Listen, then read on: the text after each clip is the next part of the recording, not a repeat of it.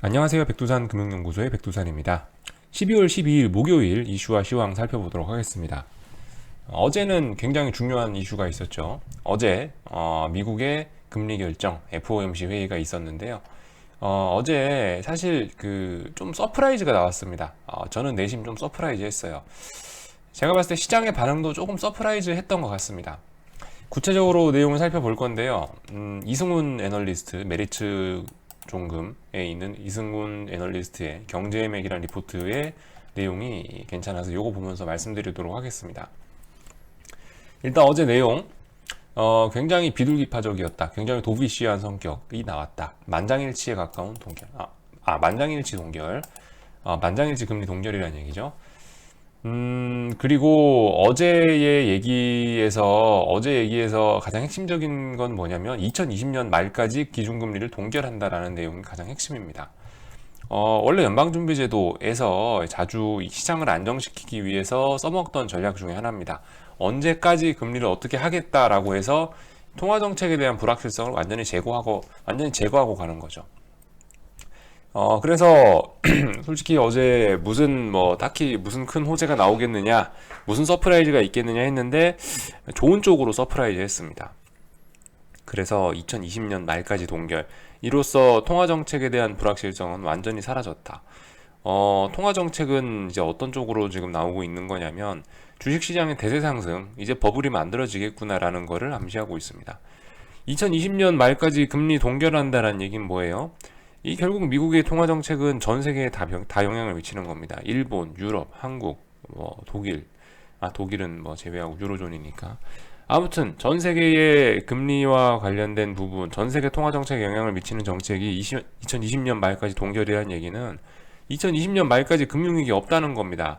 여러분들 걱정하실 필요가 없어요. 이 무슨 얘기냐? 2020년 말까지 나 수도꼭지 짬구지 않겠다라는 얘기를 지금 한 겁니다.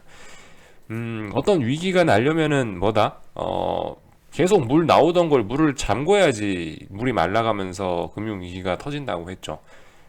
부채는 폭탄이다. 폭탄에 불을 갖다 붙이는 행동은 수도꼭지를 잠그는 거다.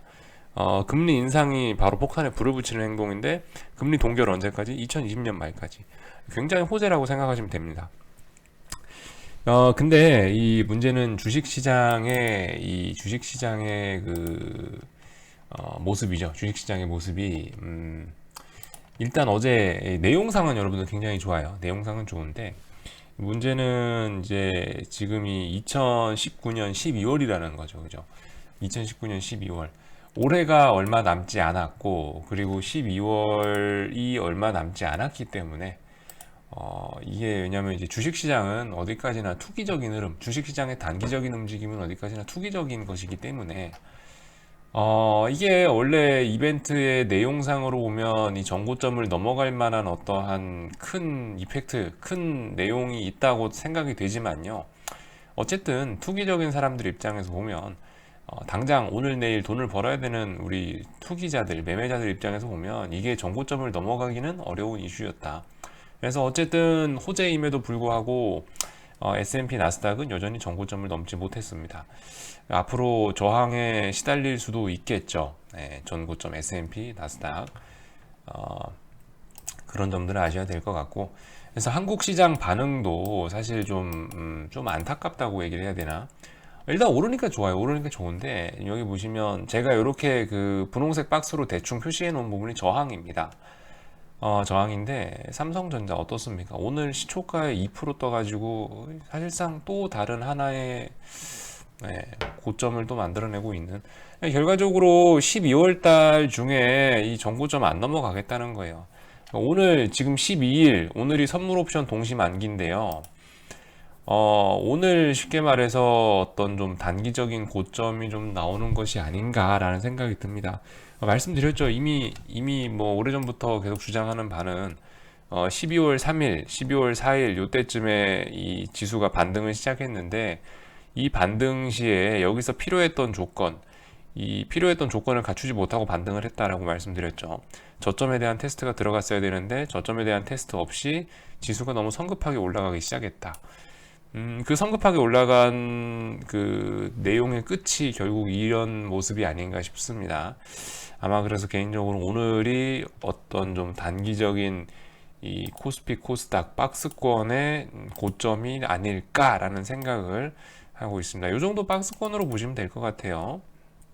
코스피 이 정도 박스권으로 보시면 될 것 같고, 삼성전자도 뭐 대충 48,000원, 52,000원 이 정도 박스권 보시면 될 것 같고, 하이닉스도 그죠? 하이닉스도 뭐 요 정도 선, 요 정도 선 계속 여기 선에 박스권 놀고 있는 것 같습니다. 일단 박스권의 고점이 나와가는 것 같다라는 말씀을 일단 드리고요. 어디까지나 뭐 어쨌든 조정시 매수입니다. 조정시 매수. 지금 뭐 매수하라는 얘기는 아니고, 어쨌든 내용은 되게 좋아요. 어제 호재가 뜬 거는 맞습니다. 어느 정도 급의 호재냐면은 이 10월 달에 뭐 양적 완화를 실시하고 미중 스몰 딜을 실시한다라는 얘기 나왔을 때 정도의 어떤 그 정도의 큰 파급력이 있는 좋은 호재였습니다. 이제 그 우리나라에 영향을 미칠 남은 이슈는 미중 무역 분쟁 스몰 딜, 그리고 12월 15일 날 예정이 되어 있는 대중국 관세, 미국이 중국에 관세를 부과하는 부분이 되겠죠. 이제 그게 불확실성으로 남았는데, 솔직히 보십시오. 이제 앞으로 주식시장 보시면은 오늘 좀 너무 좀 과하게 좀 단기적으로 호재가 너무 투기적으로 이렇게 확 한 번에 반영이 돼서 호재가, 그래서 만약에 여기서 빠지지 않고 개기고 있다가 뭐 예를 들어서 지금 솔직히 분위기가 평화롭게 흘러간다고 합니다. 무슨 얘기냐면은 미중 무역 분쟁에서 보면은 미국이 15일 날 예정된 중국의 관세를 연기할 것이다라는 얘기가 솔솔 나오고 있거든요. 그래서 만약에 이게 중국 관세가 연기된다는 건 일단 호재긴 호재인데, 시장에는 이런 뭐 호재가 뜬다 하더라도 솔직히 이미 주가는 이미 좀 많이 올라와 있는 상태이기 때문에 추가적으로 오르는 건 힘들 것이다라는 게 제 생각입니다. 만약에 운이 좋아서, 뭐 지금 아무도 그렇게 기대하는 사람은 없지만 15일 날에 관세 부과하니까 15일 전까지 어떻게 미국과 중국이 합의를 해서 1차적으로 딜을 했다라고 한다면은 어떤 호재죠, 그죠? 그거 굉장한 호재인데, 그런 호재가 나온다 하더라도 솔직히 시장은 추가적인 상승을 기대하기는 조금 어렵게 이미 많이 올라와 있는 상태가 되지 않는가, 그런 생각이 듭니다. 그런 부분들 좀 신경을 쓰셨으면 좋겠습니다. 지금 이미 시장이 좀 단기간에 지난 일주일 새 과하게 좀 많이 올라왔다 라는 생각을 하고 가셨으면 좋겠어요. 그래서 아무튼 뭐 이런 내용이고요. 기준금리 내년 대선까지 인하 없다. 예, 굉장히 호재 떴고요. 할 얘기 다 했나? 잠깐만요. 할 얘기 다 했나? 좀 보고.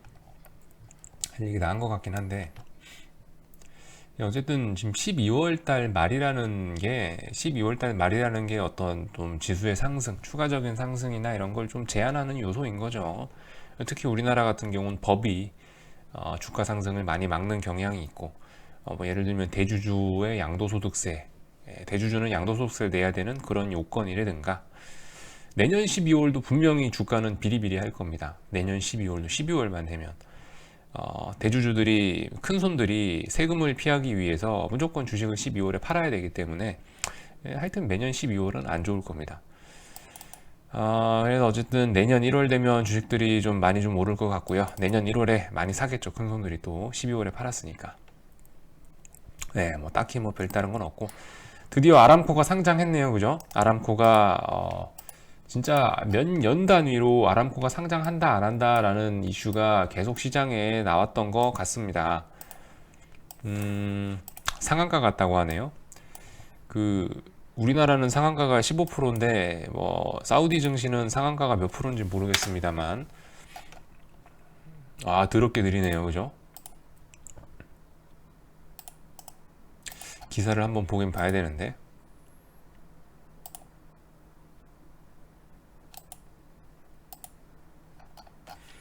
10%가 상한가네요. 10%가 상한가. 이와 관련해서 여러분들, 이와 관련해서 국제유가의 움직임들 잘 보십시오. 지금 어떠한 국제유가 변곡일 가능성이 높다고 생각됩니다. 일단은 뭐 개장이 첫날은 어떤 투기적인 심리에 의해서 좀 상한가 갔을 수도 있다고 치는데, 일단은 국제유가의 흐름들 잘 보십시오. 어떤 기회가 왔다고 생각됩니다. 제 생각엔요. 국제유가 벌써 지금 한 3거래일, 4거래일째 59달러, 60달러를 넘어서진 못하고 있습니다. 조만간 한번 아래쪽으로 꺾이려는 게 아닌지. 왜냐하면 여기서부터 여기까지 오른 시간들, 10월부터 12월까지 국제유가가 약간 좀 채널형, 상승 채널형 이런 식으로 해서 박스를 그리면서 올라왔는데, 이렇게 올라온 것이 일단 호재가 노출됐죠. 아람코 상장이란 이슈 때문에 올라온 건데, 호재가 노출돼 버렸기 때문에 앞으로는 조금 예, 이 유가를 정당화시킬 수 있는 요인이 더 이상 없어지게 됐습니다, 이제는. 그래서 아무튼 국제유가 부분 한번 또 우리한테 투기를 할 수 있는 기회를 또 주지 않을까라는 생각을 하고 있습니다. 이 정도 말씀드리면 된 것 같고요. 자, 아무튼 단기간적으로 봤을 때 박스권 상단일 가능성이 높다라는 말씀 오늘 드렸습니다. 아무튼 호재고요. 내년 대세 상승 굉장히 큰 기대가 됩니다. 뭐 이 정도 얘기하고 마치도록 하겠습니다. 궁금한 거 리플로 달아주세요.